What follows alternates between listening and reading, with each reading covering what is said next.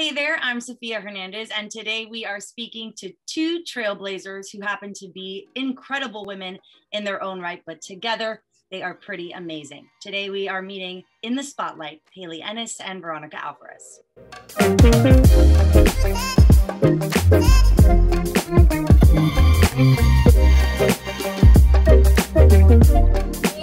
First off, can you tell people, let's start with Veronica first, a little bit about yourself, what you do, where you're at, and then Hayley, a little bit about yourself as well.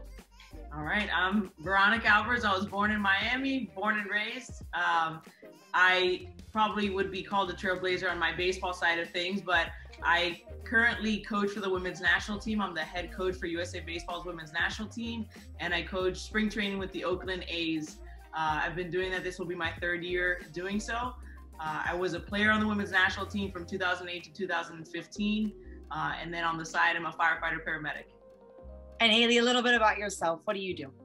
All right, so I'm an orthopedic surgery resident. So that means I've gone to medical school and now I'm finishing up my training to specifically do orthopedic surgery, which involves working with broken bones and replacing different joints and a couple different other things, but those are kind of the big categories of it.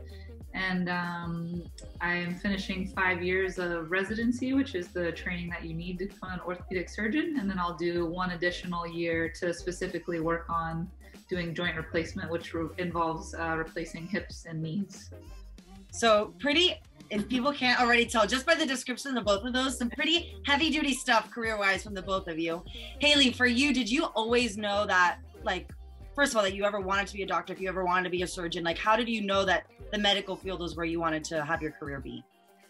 So initially, I knew I wanted to do something science related. My dad does research.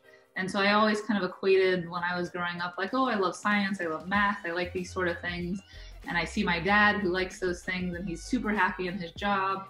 So that's probably what I'm gonna wanna do. So when I went to undergrad, I thought, yeah, I'll just start doing research and I'm probably gonna wanna do something similar to my dad. And so I got into that. And for me, it was, I enjoyed the science side of it, but it was just a little bit slow moving for me. And so I kind of talked to the mentor I had at the time about that. And she was like, oh, have you ever considered medical school? And I thought, no, not really.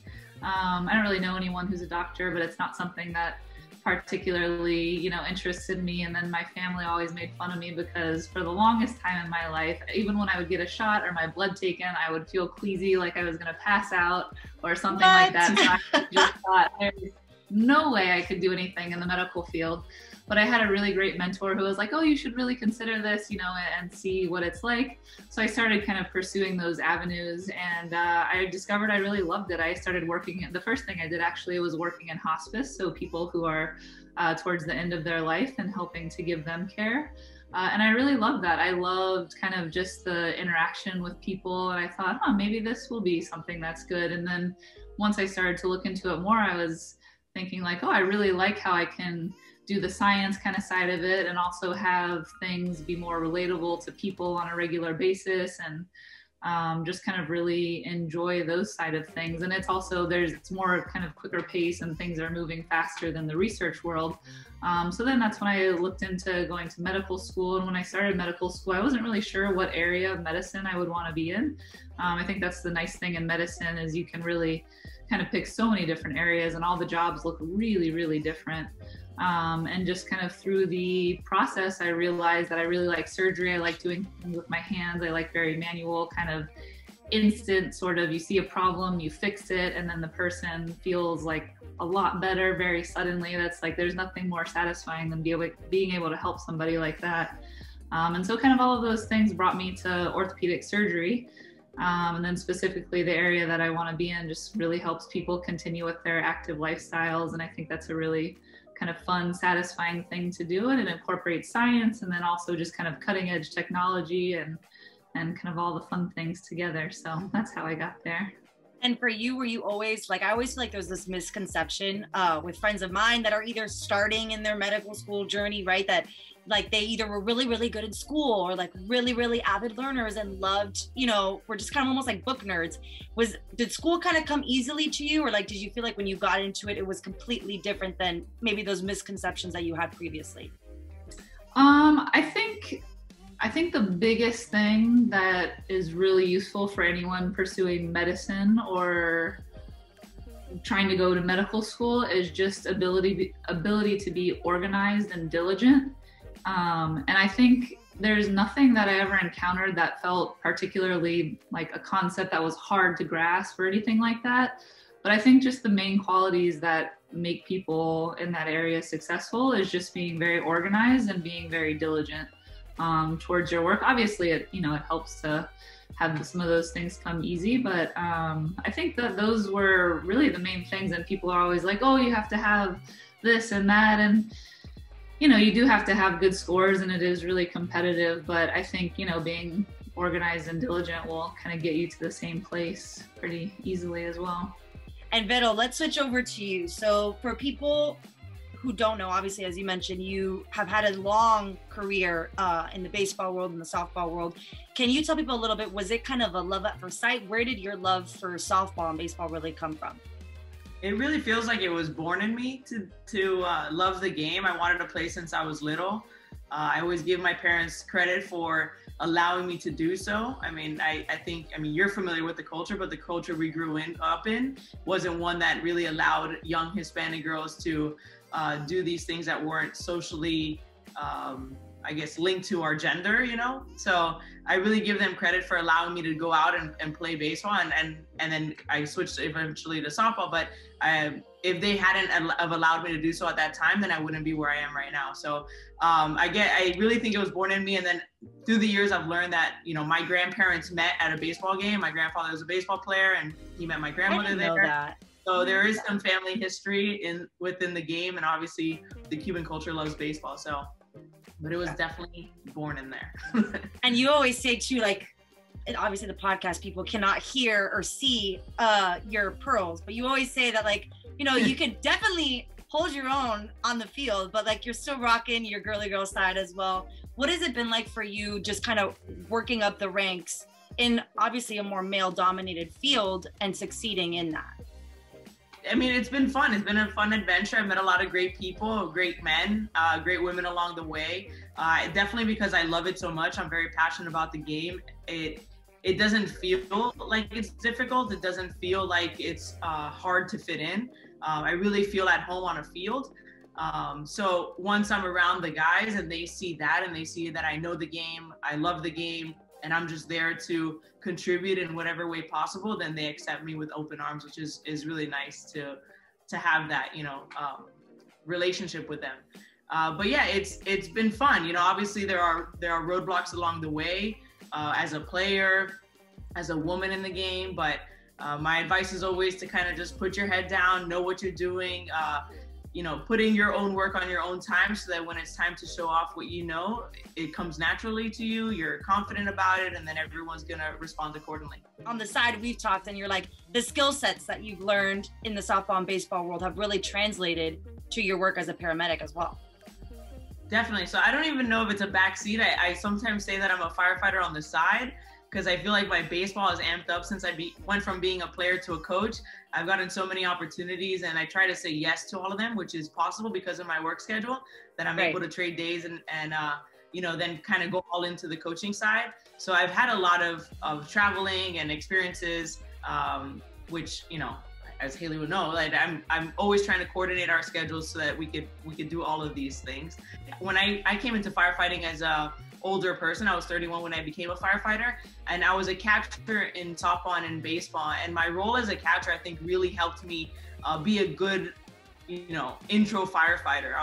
As a catcher, you're kind of in charge of the entire field. You're in charge of controlling the game, the time of the game, and that, in a way, was controlling chaos on a field. And then that's our job as firefighters, is to control chaos, right? Obviously, two different worlds of it. One's life or death, and one's just winning and losing. But it really allowed me to, when I came into firefighting and being a paramedic on those chaotic scenes, right? A trauma alert, a heart attack, or a fire, then I was able to kind of remain calm and function in a controlled manner. And I think my job as a firefighter through the years has made me stronger in that sense. So now, as a manager for the women's national team, I really think that I'm able to control emotions and be a very controlled and manager on the field because of what I've done as a firefighter. For sure. There's a lot of life lessons in both baseball and firefighting, and they really do mix really well, which is kind of cool to think about. Yeah. And Hayley, I know too, for you specifically, you're kind of maybe not in a similar circumstance as far as being the only female, but it's still, you know, very few females in your field as well. That's correct. Yeah. So in my program, there's 7 residents every year, and that's over 5 years. So for a total of 35 residents in our program. And I'm the only female in my year of 7. And then in total of our program, there's only 4 out of the 35 who are women, which sounds low, but it's actually our all-time high. Prior to that, there would just be 1 or sometimes 0 at a time of women. And orthopedic surgery specifically, amongst all surgical specialties, is one of the lowest of everybody. And we're only about in total 6% women. So it's really, really small. Whereas other specialties are in the higher double digits of females in their surgical specialty. So a lot of times the fields that obviously that you both are in, it's not, I think people probably think of an orthopedic surgeon and they're thinking of a male, right? And they're thinking of a male baseball coach and they're thinking of a male firefighter. What is it like for both of you respectively, you know, to show up to work every day? Obviously you guys both kick butt in what you do, so that's not the issue, but you know, to be able to show up to work and enjoy it and be in that male dominated space. First of all, people don't always expect their doctor to be a woman. So that's just starting with one layer of it, even though right now women make up over 50% of the medical school class. So that whole thing is really about to change. And then secondly, when you see your surgeon, you also don't expect it to be a woman. And then when you see your orthopedic surgeon, which people joke about orthopedic surgery, saying it's basically sterile carpentry, because a lot of what we do in the OR involves using saws and hammers and screws and mallets and things like that. So they really don't expect this sort of thing to be a woman who comes to see them. So I do get a lot of kind of like, where's the doctor, where's the surgeon, kind of trying to beat around the bush a little bit. But I've learned over time just to kind of introduce myself and make things very clear from the start, because I know I don't fit the role that the patients are expecting. In terms of my coworkers, I would say by and large, everyone is very supportive, and I don't really feel like an outsider most of the times. It just kind of feels natural to me. And I would say that, you know, I try and look at it with the glass half full side. I know that in some of the things I do, there's some people who are just thinking like, oh, I don't think she can do this. But I know there are others who are like, yeah, she can do this. And they're kind of like on my side. Sort of thing. So I try and think that, you know, at worst they even each other out, but I think at best, you know, I don't mind if I'm proving people wrong on a regular basis. You got one cheerleader in your court, I'll say that, right? Yeah. I mean, I would say the same in the sense that I have a lot of support from coworkers and things. I work with a City of Hollywood Fire Department. I think we're a really good kind of open-minded department, you know, for the most part. And so you don't really come up with, obviously they like to make jokes and they say silly things just to get you all riled up and stuff, but they really treat, you know, us as equals. We have very strong women in the department. I think we have about 30 women out of 250, but we really it feels like way more when you're there. I joke that when there's a woman at the station, we rule the station. So I'm lucky to have a female lieutenant, which is nice. And I'm, you know, constantly surrounded by these strong women. So it doesn't feel like anything out of the ordinary. And again, the guys really respect us, but I think it just comes with proving that you could do the job, which is something that, you know, Hayley proves on the daily amongst her coworkers. The issue, like she says, is sometimes the only comments come from the patients, right? So if we get called out to lift people up a lot of the times, people that have fallen, and for sure, if it's a bigger guy, he's gonna have a comment for me walking in, you know, along the lines of, you know, are you gonna bring somebody else, or are you sure you're gonna be able to lift me? But then I just pick him up and, you know, tell him. Prove him with your strength. Exactly.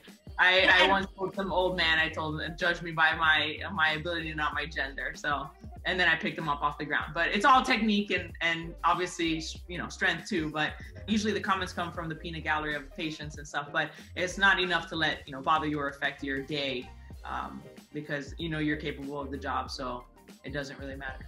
Sometimes I think that being a woman in a field that's so male dominated works to your advantage sometimes, because people always joke with orthopedic surgeons that it's all like, you know, the jocks who are smarter end up being orthopedic surgeons. So you walk into a room, you have all these guys that look the same. And then when you're applying for, you know, different spots, whether it's your residency or fellowship or then eventually jobs, all the guys who are 6 foot tall, handsome, brown hair, muscly, it's hard to remember who was who.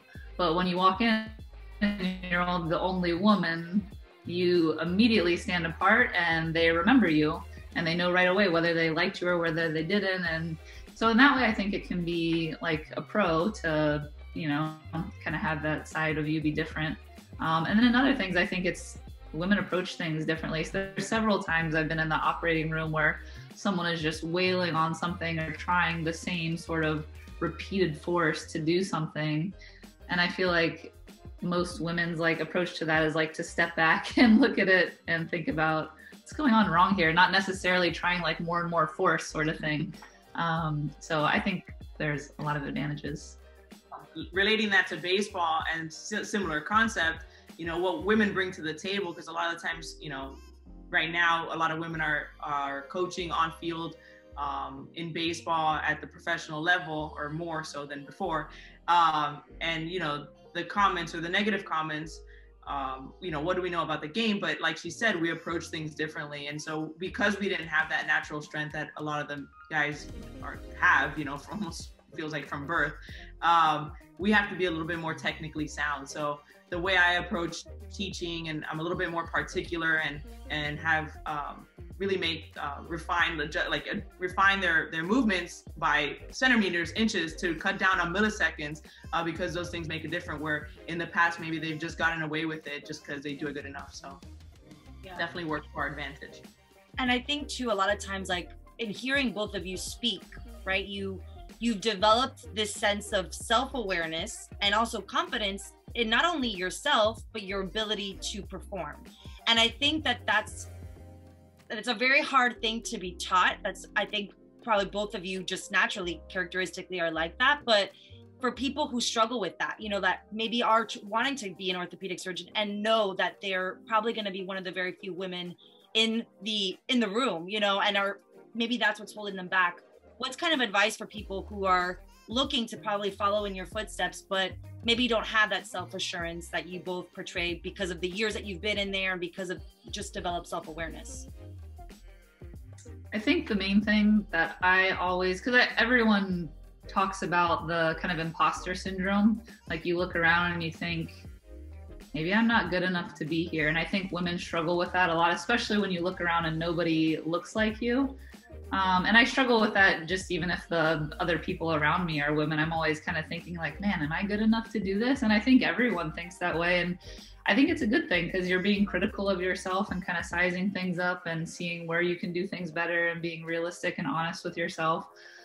But I think that the one thing that you always have the most control over with is to prepare yourself and do your homework and do your due diligence and put as much as you have into whatever career path you're choosing, whether it is predominantly male or female or neither, or whether or not that matters.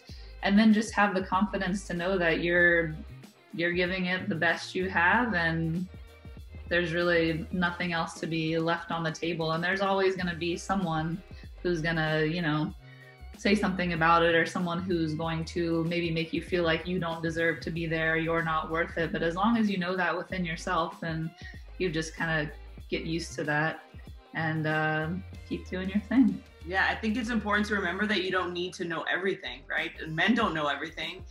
We always hold ourselves to, we expect more from ourselves. So I don't know the statistic, but there's a statistic that women don't apply to jobs unless they fit every requirement, right? Where men are like, they have fit to, and they're like, oh, I'm in, you know? So I think it's being a little bit easier on ourselves. And like she said, being prepared. Obviously, you know something, but you're also in a state of mind that you acknowledge that you're there to learn as well. But I think something I also tell I work a lot with young players.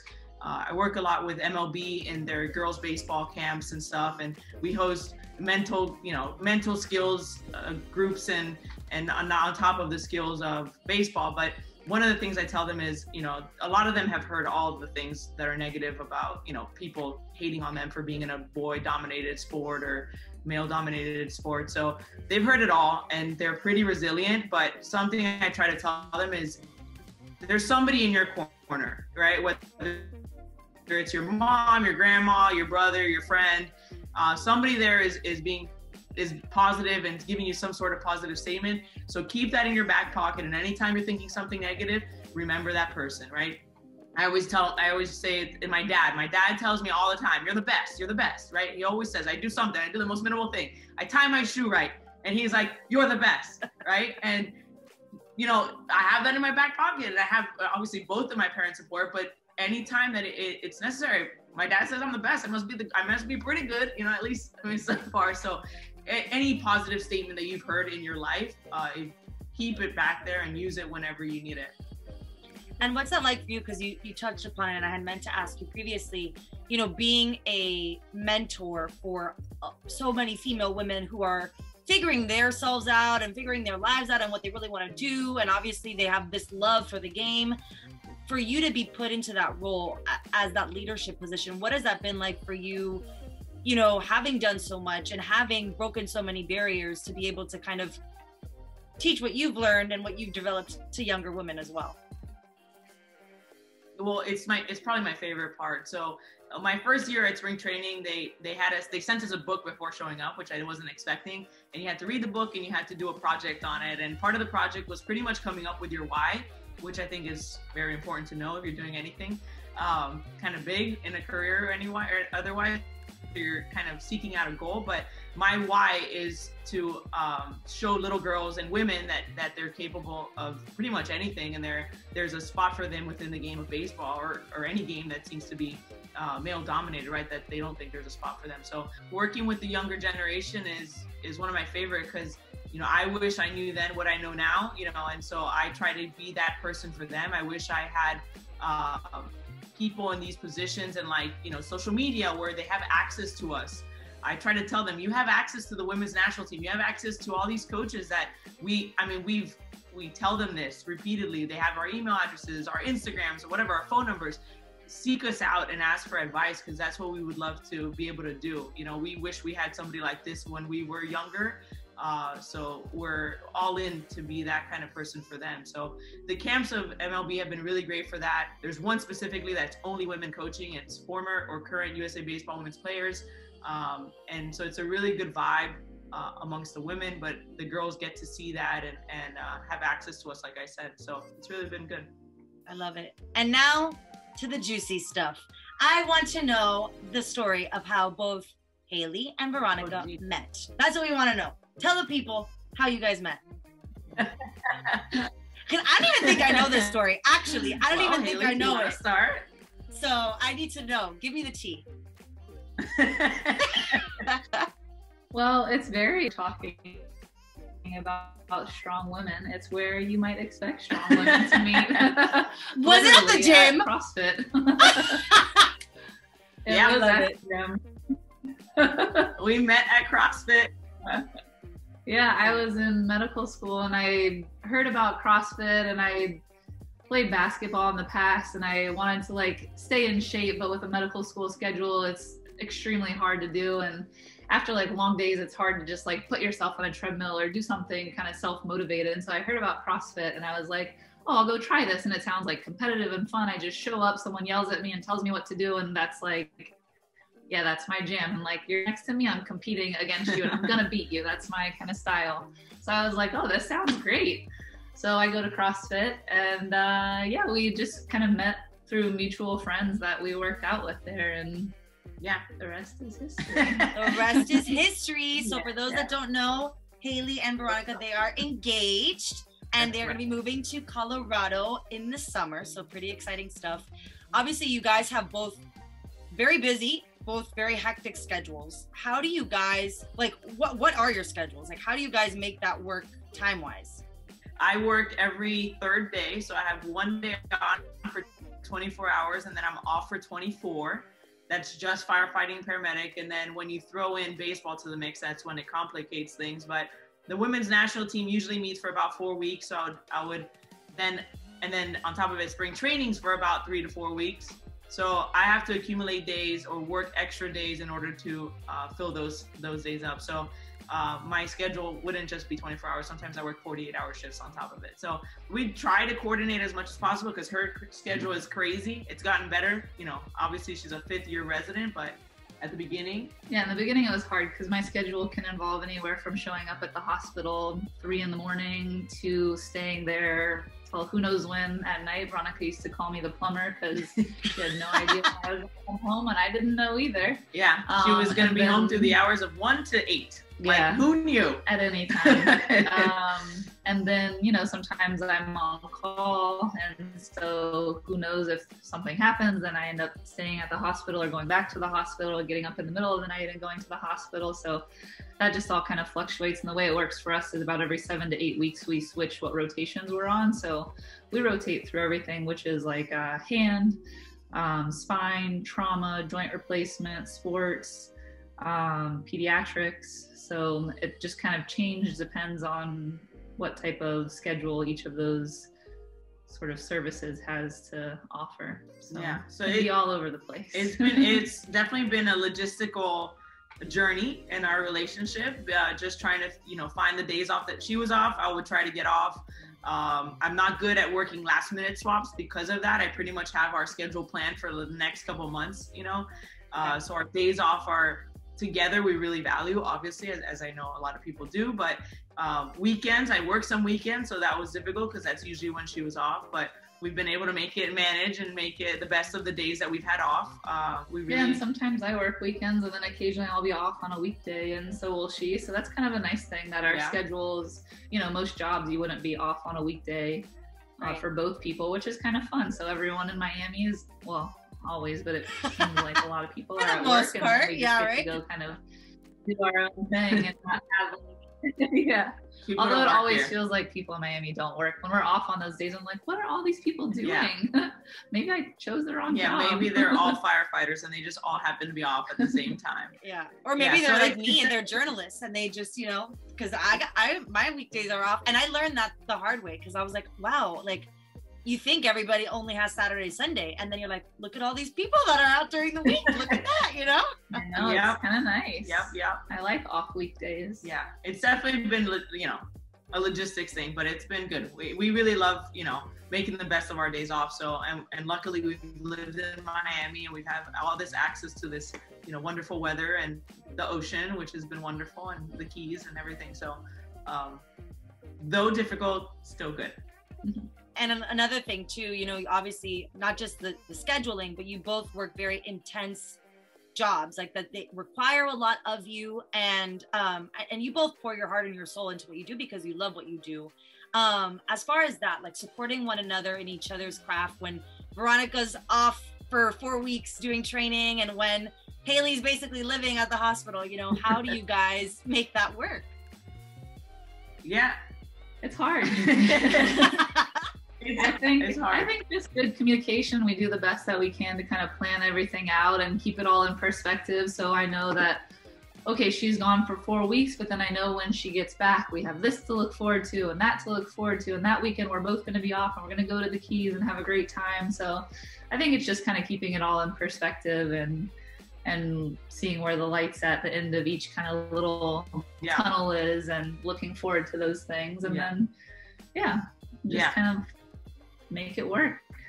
And then, I mean, it also takes a village, and we luckily have my parents who are also wonderful. Oh my gosh, the most amazing people. So now, you know, we have the dog. So at first, at the beginning of our relationship, which was probably good because her schedule was craziest at the beginning, right? Year 1, 2, 3, and then some rotations within 4 and 5. But that was us managing it, and it was good. And I try to, I say I'm also a housewife on top of a baseball coach firefighter. I'm also a housewife. It's there. She does pack my lunch almost every single day. If I didn't pack her lunch, she would like panic and eat. When I'm not here and I haven't set meals out, this isn't to make her look bad. There's no time, right? Becoming a doctor is the most difficult thing in the world, right? Like I have been witness to it. So she will panic and eat string cheese, just anything that's pretzels, easy to grab, and I'll eat so much of it. She'll just also people don't know how, like, Hayley's huge, like Hayley's tall, like Hayley, like you need to eat more than cheese, woman. You cannot, like, how can you function on cheese? Oh no, I do. I eat everything in the house. That's the problem. Is I come through and instead of just like taking a second to eat a normal meal like a normal person, I just start eating everything like a 16-year-old boy. And then she's like, it's Tuesday, all the groceries are gone. And I'm like, I don't know, I was really hungry. I got home and I didn't know what to eat, so I just ate everything. Yeah. So it's been about meal preps so that we don't lose all our money on groceries. Yes, I'm a huge supporter of the meal prep train, for sure. Yeah. Yes. And I think a lot of people too, like, they're probably hearing this, and we're seeing now, I think, in my generation, your generation, a lot of young people, right, who are very career driven, who want to succeed, who want to do what they want to do as they should. And because of that, it's usually you find now, whereas maybe before, you know, there would be one person who was very career driven in that relationship, and the other person maybe took a back seat, was supportive, whatnot. And I think now you're seeing a lot of times couples come together with both people having independent dreams for themselves, but then making it work together. For people who are, you know, maybe in those, how you guys were saying, your early stages that maybe weren't as easy because of the scheduling and the conflicts and whatnot, who are trying to make it work out, like, what is advice for them? And the way that I see it, I think about kind of understanding the trajectory of each person's kind of career and goals and what they want to do, and how maybe if it's difficult to do both of them at the same time, there's a way to kind of let them come back and forth. So the way that, for example, I see it for us is right now we're kind of going based on where I need to go to finish my training, because that's not so flexible. And luckily the firefighting job does have a flexible side of it where she's going to be able to kind of come and go and keep her job here in Miami until we know where I'm going to get my first real doctor job after what feels like grade 30th that I'll be completing.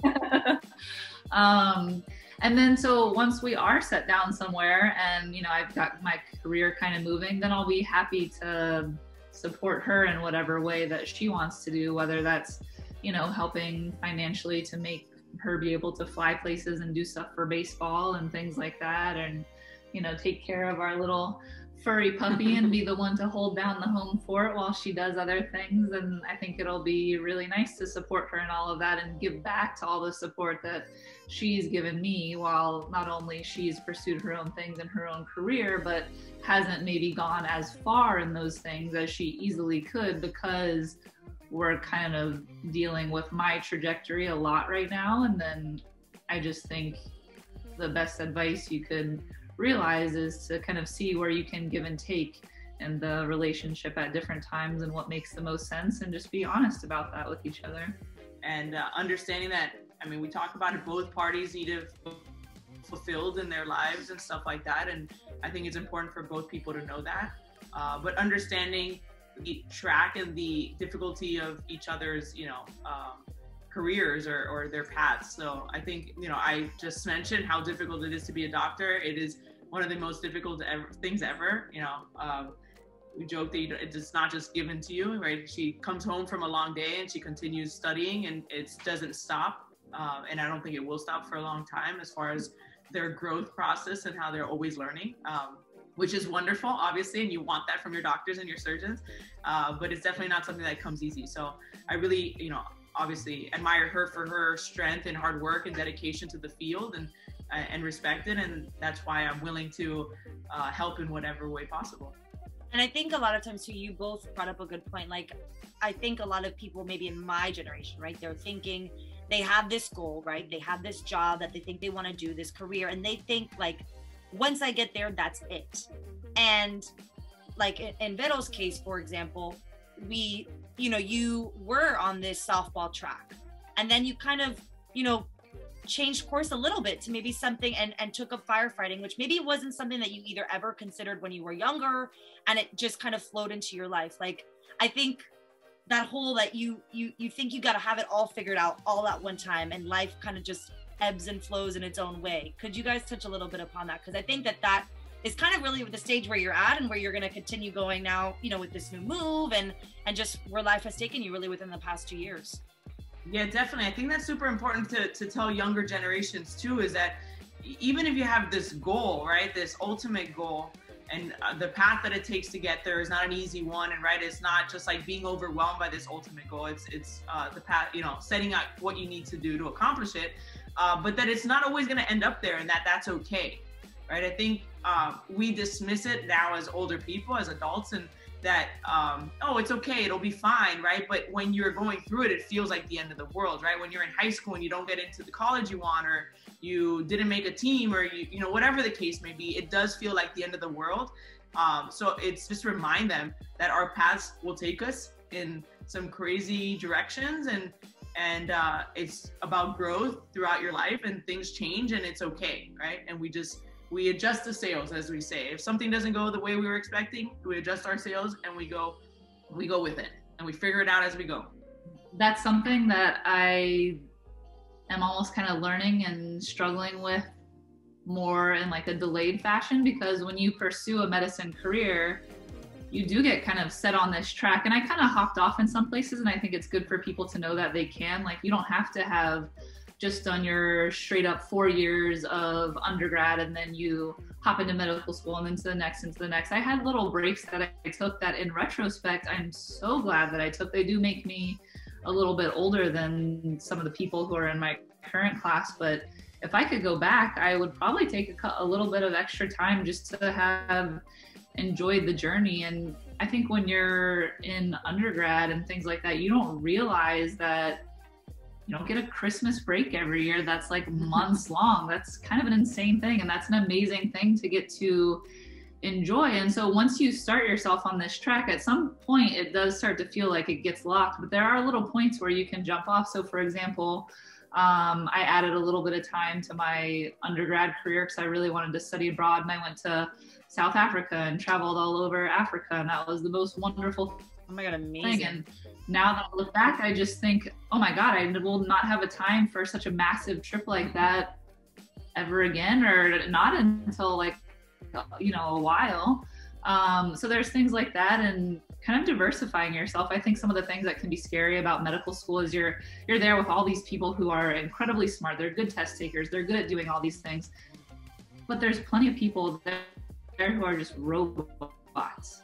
And it's just like, if you have real interest and you've looked into those and done those things, they not only help build you as a person and help you figure out what you like and what you don't like and what you want to do, but they really get you recognized when they're kind of looking at all these people who they've got all A's, they got the highest test scores, like box check, box check, box check, but like, whoa, South Africa, what's this about? Like, oh, all of these things are great for your own growth and development, but they help open doors later that you wouldn't have even kind of knew to be true. Like, you have to get stuck on any one track if you have interests to go and explore them. Yes, there's a certain timeline to some things, but just to try and kind of, like, I guess it's kind of cliche to say, but to enjoy the journey. And it's not just about that one destination. And so for me, I've always been on a track of, yeah, I did the 4+ years of undergrad, and then the 4, and then I added an extra year of research to my medical school. And now I've been on my 5 years of residency and the 1 year of fellowship. So that's like a long track.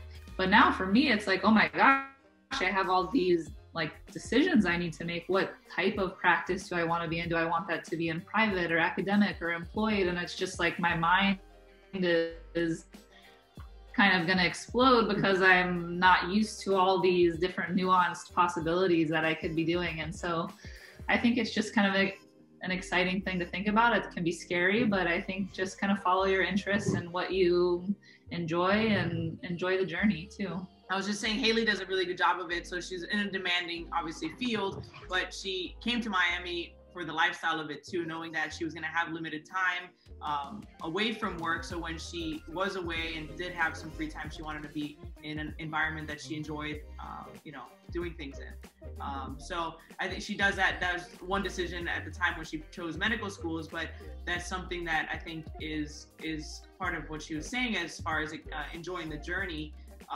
Even when you're in the grind of medical school, even when you're in the grind of residency. And another thing I think I realized, especially in a lot of fields is it's easy to compare yourself to the person next to you and kind of look beside you. And like I mentioned before, I love competing against people. I'll find any way to do it. If you get on a treadmill next to me, we're racing. It doesn't matter. But I think at some point you start to realize what I want and what that person next to me wants for the way my life and everything that I value looks is so different. So stop comparing yourself to other people. And I think in the culture of Instagram and social media and everything, it's so hard not to. I can sit here and say it, but we all do it to some respect. And I think you really have to kind of be honest with yourself and sit back and look back and think, why do I think that thing is important? That's not what I'm going for. So for instance, there's someone who I work with that I've always kind of tried to keep pace with at some point. We all have one of those, you know? Yeah, what I realize is what he wants is a completely different lifestyle, and where he sees himself and what type of orthopedic surgeon he wants to become is the guy who's on the billboard that everybody knows about and things like that. And that's not really what I'm going for. And it's great that that's what he wants. There's nothing wrong with his path, but I shouldn't be comparing myself to him. And, you know, when sometimes I feel like, oh, should I go do this thing, or should I sit down and do like the grind a little bit more, make sure I get this research done or that done? There's no reason to be thinking about it like that. It's what are my goals? What do I want to attain? And not getting lost in the rat race of trying to compete with other people when you're not. You have different goals and different values, and kind of putting yourself on the track that you want and not doing things because you want to see if you can beat that person just because you know you think you can or something like that. There's no point to it. And I think that's a consistent daily process to get yourself in the groove of, and then to just kind of be humbled and respectful of other people. Like, wow, that person's incredible at doing that. I wonder how I don't need to compete against them to do that, but like, how did they get those attributes or that frame of mind to kind of do something like that? Maybe I can kind of pull a little bit from there and make myself better in other ways. I think that's kind of like a daily progress sort of thing. I love that, because I always say that I'm a competitive person, but not so much in the person next to me, but like I look at the people that I want to be or want to become, and like that's my viewpoint is like, okay, I want to get there, so what do I need to do to get there, you know? But it's very true too what you said. Everybody's got their own. I think we do get lost in that we're all different people with all different tracks, with all different, you know, our path's already set for us and it's all different, you know? So there's no sense in looking to your left or your right. You just got to look straight, kind of thing. You guys, you are both in your 30s, and for where you're at in your life, I feel like you've accomplished so much more so than probably other friends of yours at your age. Is it weird for you both to kind of like see where your life is now? Like, did you ever think that where you're at right now and where you're going is where you would have been? Well, she said like they really they get on a railroad and they're on this track to, you know, to this outcome of their goal, right? But I mean, I don't know how you feel about it. I don't really think of that very much. Like, I guess, right, all these things in my life happened and led me to this point. And if they wouldn't have, then I wouldn't be here. For instance, one of the point, after college, I played softball in Spain for a summer. When I came back from Spain, I said, I need to find a way to play again, right? I started working for the public school system. I was at a desk job. I was hoping to get back into media. I wanted to be a film editor. I studied film editing and I'm a firefighter. Okay, so that's how off track I am, right? So I went in right after college. I started working as an editor for Channel 4 News. I worked an internship with MTV, got an opportunity to play softball, took it. When I came back, I started a desk job, and I was like, I need to find a way to play this again, right? So that's how I found USA Baseball. If I would have never found USA Baseball, right, they sent me an email and said 2 years after I contacted them, I was a completely different person at that point. And they said, we have a tryout in Kenosha, Wisconsin on July 4th weekend. And what do we do on July 4th weekend, Sophia? We go to the Keys, baby. We go to the Keys, Sophia. So if I was so close to saying no because I want to go to the Keys on July 4th weekend. And for people that don't know what the Keys are, like, let me just paint a picture in your mind. It's like if spring break, like if you imagine any spring break movie that you've ever seen, but imagine that almost every weekend down south in the Florida Keys, which is like the most beautiful water, the most beautiful place with the most amazing people. Like that is where you want to be. So to miss out, if like, you know, everybody and their mother is going to be at the Keys, like you're not missing out. So that's basically the caliber that Vero's explaining right now.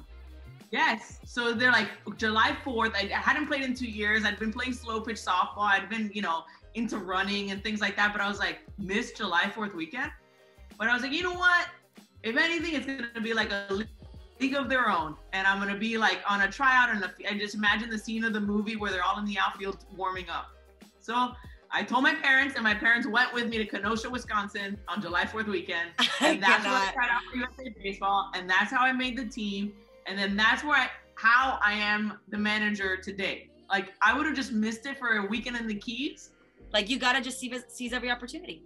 And go with your gut. Like I think I'm pretty good at that. Like, I don't know, what I feel in certain situations. And then I obviously think about it a lot and then I just go with my gut. And luckily that gut feeling has taken me to where I am now. And I'm happy where I am and very grateful for where I am. But that could have been messed up by one decision to go pick the Keys over Kenosha, Wisconsin. And aren't you glad you picked Wisconsin? Aren't you glad? Yes. Oh my gosh, I would have never been with the A's. I would have never been living my truth. I really feel like I'm really true to myself right now. And I wouldn't be here right now. I mean, maybe I would have gotten here some other way, but I definitely wouldn't have had the path I had. Yeah. Do you feel like it was the same thing for you, Hayley? Like, was it like because if when you hear the other episodes and in other podcast episodes, when we've had other guests, I say that for me, because I'm a true believer in myself and in my life. My gut feelings have been my guardian angels. Like, I just know, like we all have decisions of whether or not to listen to our gut feelings, right? But like, you feel them, like, you know, when you got it in your gut and like, it's there, it's telling you like, this is it, you know? It's just really a matter of like, whether you take it or if you don't. Do you feel like you had that in your life at some point? Yeah, I think a little bit. Sometimes I think about that. So for me, I have my big gut feelings have revolved around, like for undergrad, I went to University of Arizona. I grew up in Louisiana, and yeah, my dad did his PhD in Arizona. And so we do have family history with it. So it wasn't a complete sort of random thing, but I just had this feeling when I went there that I would be so happy there. And I've always felt, I've never been, I think in people in my field always look for the pedigree building. Like I went to Stanford, I went to Yale, I went to all these like named places, which is fine. And there's nothing wrong with that. But I've always had a strong feeling, I guess my gut feeling about if I'm happy in the place I am, I know I'm going to be my best self, and I know I'm going to be my most productive, and at the same time, my happiest. I'm going to enjoy the journey. I'm going to grind hard and push myself really hard. So that's what I did in Arizona. And looking back on it, I was like, man, that was the best choice that I ever made. I absolutely loved it there. And then so when I fast forwarded and looked at where am I going to go to medical school, I kind of did the same thing. Instead of just looking at like, oh, what's the top ranking of the best medical schools? And then you see some of the places and you're like, Iowa, you couldn't pay me to go to Iowa, billions of dollars. There's no way. Like, that's not happiness for me personally. Sorry for anyone from Iowa has loving feelings about it. It's not for me. Like, I think you just have to be honest about what is for you and what makes you happy. And so when I looked for medical schools, for me, I literally made a U of the United States because I'm like a coastal type of person. Thanks. And so I'd actually never been to Miami before. And I just thought a warm place with water, outdoor people. How much more could you set yourself up for success when you're going into something that's busy and then all of a sudden they're like, oh, this is canceled today. We don't have to do this. And then you're like, I have all of Miami at my disposal. Versus if, you know, I was conceivably somewhere else and it'd be like a crappy day or snowed in or something. And then your free day, just you're sitting in your apartment or something. I didn't want that to happen. So I came to Miami. I actually, in my head, had that I thought I really wanted to go to Boston University for medical school. Okay. And I thought if I get into this school, I'm definitely going. And I got the interview and I was so excited. And it was in January. And then I got my interview for Miami. And it just so happened I was flying all over the country for these interviews and I was able to, and so it was in January And my Florida interview, it was 80 degrees in January. As we know, that's a very normal, wonderful thing here. Amazing. And I'll never forget, I got off the plane and I went over the Rickenbacker and just saw all of Key Biscayne and the beautiful water and the boats and the yachts and the people running and windsurfing. And you thought, how could I say no to this? I was like, oh, this is awesome. I'd never been to Miami before. I stayed with my parents' friends who lived on Key Biscayne, and I was thinking, I think I'm gonna like this one. And then honestly, even though my mom was like, you picked that place just for the beauty of it, and she's like, oh, I wouldn't be mad at that. But then I really loved the school, and I really loved how diverse the school was and everything that it brought, being a port city, all the different crossing of cultures and everything you get with that comes with medicine. And I just had this really good gut feeling of, I'm going to be happy here, and that's going to open my eyes to what I'm going to really enjoy instead of trying to, just pick something for some preconceived notion that I have. And then I went up to, and so I was thinking, wow, I love this place. I love the school. I love the people who are at the school. This is awesome. I think I'm probably going to choose this. But then I was thinking, man, I still really loved Boston University and everything that I thought that school was about. So then I flew up there. I stayed with one of my best friends from college. We got blizzard, like a complete blizzard. Degrees, it was right? 8 degrees. I looked on the thing and it was 80 in Miami and 8 degrees in Boston. No. And I was like, oh my gosh. And I was like trying to be positive about it too, because I was like, my best friend lives up there from college. I'm staying with her. It's going to be great. And like the snow's kind of magical. And we actually got snowed in, and Boston University was like, you've got to make it up here for the interview. We deal with snow. Nothing will close. No problem. And I was like, whoa, okay. So I make it up there, and they're like, the blizzard was pretty bad. We're going to have to push back the interview, not sure if you're still going to be in town. And I was like, well, actually I am, because I was planning to stay with my friend for a little bit longer. And so long story short, I was like, oh, the snow's kind of magical. Maybe I could do this. It'll be a different thing. And then the next day we sat inside, had grilled cheese, watched You've Got Mail. It was like really cozy. And I was like, man, I could do this Boston sort of cold weather thing. That'll be new for me. And then I got outside the next day to go function in the snow to go to the interview. And I was just like, oh no, I was wearing her dad's like big hunky snow boots. I had my heels in my hand for my interview. And I was just like, I don't know about this. And then I got there and everyone was very like type A and kind of squares and just didn't really have didn't have that Miami flavor. That's what they were missing. And I was just like, I'm going to go with my gut with Miami. And I interviewed at several places that kind of fell on the in-between of both of those things. But yeah, my gut really told me Miami, and I just went with it. And oftentimes I think, what if I wouldn't have had the exposure that I had here to the orthopedic surgery program that I absolutely loved and I thought was amazing because of all the different trauma and kind of sports exposure were the two big things that really interested me at first. To me. Exactly, I was going to say, or to the life that you created in Miami, for sure.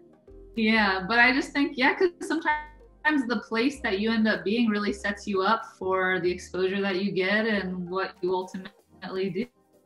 So I do think back of, man, what if I would have chosen any of those other places? Would I have still gone into the same area of medicine that I'm in now? And what would my viewpoint on life be? And it could all be very different. I don't know. But yeah, I think following the gut has really served me very well.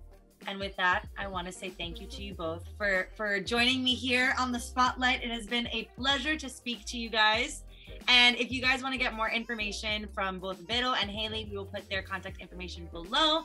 But as always, we will have an episode next week, and you can let us know who you would like to see next on the spotlight. Again, guys, thank you so very much. I appreciate you. Thank you for having us.